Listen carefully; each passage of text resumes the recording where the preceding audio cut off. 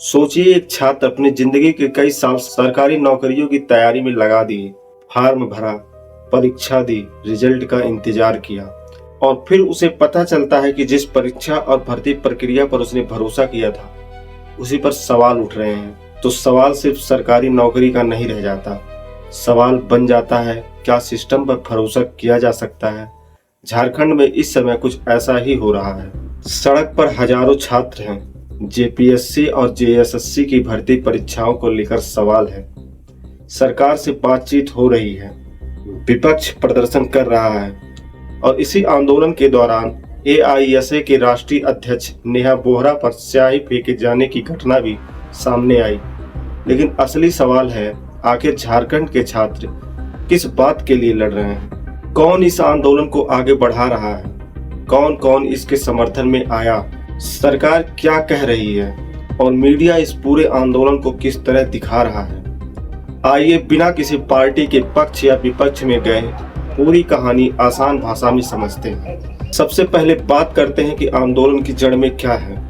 मामला है सरकारी भर्ती परीक्षाओं का। झारखंड में सरकारी नौकरियों की गई महत्वपूर्ण परीक्षाएं जेपीएससी यानी झारखंड पब्लिक सर्विस कमीशन और जेएसएससी यानी झारखंड स्टाफ सिलेक्शन कमीशन कराते हैं।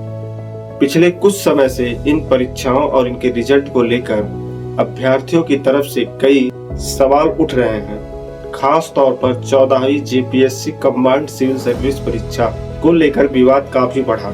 छात्रों ने कथित अनियमितताओं की जांच की मांग की, कुछ छात्रों ने परीक्षा रद्द करने की मांग की, कुछ ने सीबीआई जांच की मांग उठाई और कुछ प्रदर्शनकारियों ने जेपीएससी और जेएसएससी की पूरी कार्यप्रणाली में सुधार करने की मांग की। यहाँ एक बात बिल्कुल साफ समझ लीजिए, किसी छात्र का आरोप अपने आप में अपराध साबित नहीं करता।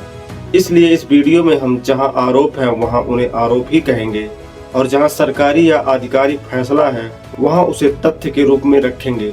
अब सवाल आता है, इस आंदोलन को कौन कौन चला रहा है? 29 जुलाई को रांची में हजारों छात्रों ने ज्वाइंट स्टूडेंट फ्रंट के बैनर तले प्रदर्शन किया। छात्र अलग अलग इलाके से रांची पहुंचे और जेपीएससी जेएसएससी की कथित अनियमितताओं के खिलाफ आवाज उठाई। उनकी मांगों में 14वीं जेपीएससी प्रारंभिक परीक्षा को रद्द करने और कथित अनियमितताओं की सीबीआई जांच जैसी मांगे शामिल थीं। यानी आंदोलन की मूल आवाज नौकरी के उम्मीदवारों की है, लेकिन समय के साथ इसमें अलग अलग छात्र संगठन और राजनीतिक संगठन भी दिखाई देने लगे। अब यहाँ एक और महत्वपूर्ण नाम आता है, एआईएसए यानी all India student association. AISA की राष्ट्रीय अध्यक्ष नेहा बोहरा भी छात्रों के समर्थन में रांची पहुंची। लेकिन यह समझना जरूरी है कि वह इस पूरे आंदोलन की अकेली नेता नहीं है। वह अपने छात्र संगठन की तरफ से आंदोलन को समर्थन देने पहुंची थी और यहीं से 7 अगस्त को एक ऐसी घटना हुई जिसने पूरे आंदोलन को और ज्यादा चर्चा में ला दिया। 7 अगस्त को रांची में छात्रों ने विधानसभा की तरफ मार्च करने की कोशिश की। प्रदर्शन के दौरान बैरिकेडिंग भी हुई और तनाव की स्थिति भी बनी। इसी दौरान नेहा बोहरा पर स्याही फेंकी गई। मीडिया रिपोर्टों के अनुसार पुलिस ने इस मामले में एक युवक को हिरासत में लिया। उस युवक की पहचान कुछ रिपोर्टों में अमरनाथ पांडे के रूप में बताई गई। लेकिन यहाँ भी एक सावधानी जरूरी है।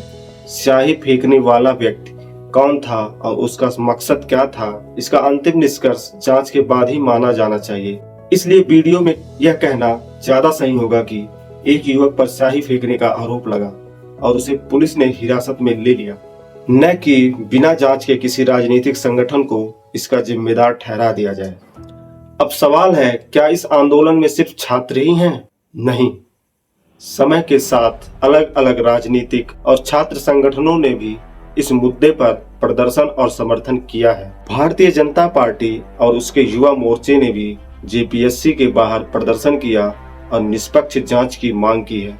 एजेएसयू पार्टी के युवा और छात्र इकाइयों ने भी प्रदर्शन किया और 14वीं जेपीएससी परीक्षा में कथित अनियमितताओं की सीबीआई जांच की मांग उठाई। यानी अब तस्वीर ऐसा है कि एक तरफ मूल रूप से नौकरी की तैयारी करने वाले छात्र हैं और दूसरी तरफ अलग अलग छात्र संगठन और राजनीतिक संगठन भी इस मुद्दे को लेकर अपनी अपनी आवाज उठा रहे हैं।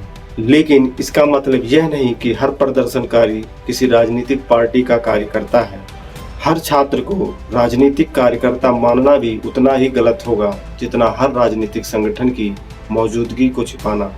हमें दोनों चीज एक साथ दिखानी होगी। अब आते हैं सरकार पर। सरकार की तरफ से छात्रों के प्रतिनिधियों के साथ बातचीत की गई। 8 अगस्त से ठीक पहले हुई बैठक में सरकार और छात्र प्रतिनिधियों के बीच बातचीत हुई। रिपोर्टों के अनुसार छात्रों ने अपनी मांगे सरकार के सामने रखी और सरकार ने उनके मांगों पर विचार करने की बात कही। लेकिन छात्रों की तरफ से यह भी कहा गया कि अंतिम समाधान आने तक उनका आंदोलन जारी रहेगा। यानी बातचीत हुई है लेकिन आंदोलन अभी पूरी तरह खत्म हुआ, ऐसा कहना अभी सही नहीं होगा। अब एक और महत्वपूर्ण सवाल, क्या सरकार कुछ परीक्षाओं को लेकर पहले से कोई कदम उठा चुकी है? हाँ, जेपीएससी ने 2026 में प्रस्तावित कई परीक्षाओं को स्थगित किया है। जुलाई में जेपीएससी ने 2025 की कंबाइंड सिविल सर्विस मेन परीक्षा को भी अगले आदेश तक स्थगित करने की सूचना दी थी। लेकिन छात्रों की शिकायत केवल एक परीक्षा तक सीमित नहीं है। वे पूरी भर्ती व्यवस्था की पारदर्शिता और विश्वसनीयता पर सवाल उठा रहे हैं। और सिर्फ जेपीएससी ही नहीं, जेएसएससी की परीक्षाओं को लेकर भी अभ्यर्थियों की नाराजगी सामने आई है। उदाहरण के लिए JSSC field worker recruitment examination का मामला देखिए। इस परीक्षा में करीब 3,22,867 उम्मीदवारों ने आवेदन किया था, लेकिन 19 जुलाई को परीक्षा देने के लिए करीब 86,444 उम्मीदवार पहुंचे, यानी लगभग 75% उम्मीदवार परीक्षा में शामिल ही नहीं हुए। कई उम्मीदवारों ने केंद्र की दूरी और एडमिट कार्ड की सूचना देर से मिलने जैसी समस्याओं की शिकायत की। यह मामला भी भर्ती व्यवस्था को लेकर उठ रहे बड़े सवालों का हिस्सा बना। अब आते हैं विश्वविद्यालय और कुलपति वाली बात पर। यहाँ एक जरूरी सावधानी है। जो मौजूदा जेपीएससी जेएसएससी छात्र आंदोलन है, वह मुख्य रूप से भर्ती आयोगों और सरकारी नौकरी की परीक्षाओं से जुड़ा हुआ है। इसलिए किसी विश्वविद्यालय के कुलपति के बयान को इस आंदोलन का आधिकारिक बयान बताना ठीक नहीं होगा, जब तक संबंधित कुलपति का स्पष्ट और वर्तमान बयान इस आंदोलन के संदर्भ में उपलब्ध न हो। विश्वविद्यालयों से जुड़ी अलग अलग छात्र समस्याओं पर कुलपतियों के बयान और आश्वासन पहले भी सामने आते रहे हैं, लेकिन उन्हें इस मौजूदा जेपीएससी जेएसएससी आंदोलन के साथ मिलाना तथ्यात्मक रूप से गलत होगा। इसलिए मैं इस वीडियो में किसी कुलपति के नाम से ऐसा बयान नहीं जोड़ूंगा जिसकी वर्तमान आंदोलन से सीधी पुष्टि नहीं होती। तथ्यात्मक वीडियो बनाने का मतलब यही है, जहां जानकारी पक्की नहीं है वहां उसे बोलने से बचना। अब बात करते हैं विपक्ष की। विपक्षी बीजेपी ने इस मुद्दे को लेकर सरकार पर हमला बोला है। बीजेपी नेताओं ने निष्पक्ष जांच की मांग की और 14वीं जेपीएससी प्रारंभिक परीक्षा को रद्द करने की मांग भी उठाई। एजेएसयू की तरफ से भी सीबीआई जांच और जेपीएससी जेएसएससी में सुधार की मांग की गई। इसलिए यह कहना गलत होगा कि राजनीतिक पार्टियां इस आंदोलन में बिल्कुल नहीं हैं। लेकिन यह कहना भी गलत होगा कि पूरा आंदोलन सिर्फ राजनीतिक पार्टियों का बनाया हुआ है। जमीन पर नौकरी की मांग लेकर छात्र हैं और उनके मुद्दे को राजनीतिक दल भी अपने अपने तरीके से उठा रहे हैं। अब आते हैं मीडिया पर, और मेरे हिसाब से यह हिस्सा सबसे जरूरी है, क्योंकि आंदोलन में मीडिया का काम सिर्फ भीड़ दिखाना नहीं है। मीडिया को यह बताना चाहिए कि छात्रों की मांग क्या है, उनके पास क्या सबूत हैं, सरकार ने क्या जवाब दिया, कौन सी परीक्षा विवाद में है, कौन सी परीक्षा स्थगित हुई, किस मांग पर सरकार सहमत हुई और किस मांग पर अभी फैसला नहीं हुआ। लेकिन अगर मीडिया केवल यह दिखाए, देखिए हजारों लोग सड़क पर, केवल यह दिखाए कि देखिए किसी पर स्याही फेंकी गई, तो दर्शकों को घटना तो दिखाई देती है लेकिन मुद्दा समझ में नहीं आता।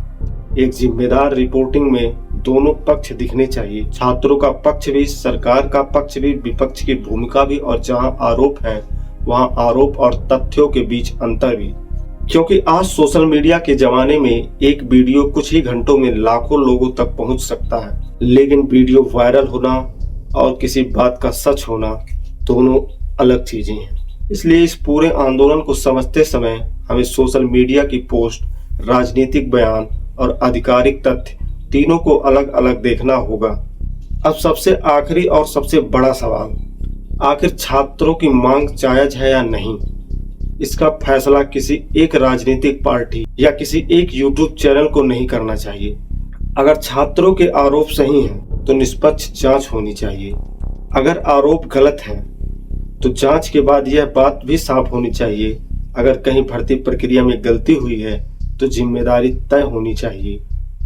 और अगर व्यवस्था सही है तो सरकार और संबंधित आयोगों के दस्तावेज और तथ्यों के साथ छात्रों को जवाब देना चाहिए, क्योंकि सरकार नौकरी के लिए तैयारी करने वाला छात्र केवल एक अभ्यर्थी नहीं होता, उसके पीछे उसके माता पिता की उम्मीद होती है, किसी परिवार की आर्थिक स्थिति होती है और कई कई सालों की मेहनत होती है। इसलिए भर्ती प्रक्रिया में पारदर्शिता केवल सरकार की जिम्मेदारी नहीं, यह युवाओं के भविष्य से जुड़ा सवाल है। और अंत में इस पूरे आंदोलन को न तो केवल सरकार विरोधी आंदोलन कहकर खत्म किया जा सकता है, न केवल इसे राजनीतिक पार्टी का आंदोलन कहा जा सकता है, और न ही हर प्रदर्शनकारी को राजनीतिक कार्यकर्ता कहा जा सकता है। जमीन पर असली सवाल एक है, क्या सरकारी नौकरी की भर्ती प्रक्रिया पर युवाओं का भरोसा कायम है? और अगर उस भरोसे में कमी आई है तो उसे भाषण से नहीं, निष्पक्ष जांच, पारदर्शी प्रक्रिया और जवाबदेही से वापस लाना होगा। यही इस पूरे मामले की सबसे बड़ी बात है। मैं किसी पार्टी के पक्ष में नहीं हूं, किसी पार्टी के विरोध में भी नहीं। मेरा सवाल सिर्फ इतना है, जिस युवा ने अपनी जिंदगी के कई साल पढ़ाई में लगा दिए, क्या उसे एक निष्पक्ष मौका मिल रहा? अगर हाँ, तो व्यवस्था को यह साबित करना चाहिए, और अगर नहीं तो व्यवस्था को इसे सुधारना चाहिए। क्योंकि सवाल सिर्फ झारखंड के छात्रों का नहीं है, सवाल हर इस युवा का है जो अपने भविष्य के लिए मेहनत कर रहा है। जय हिंद, जय संविधान।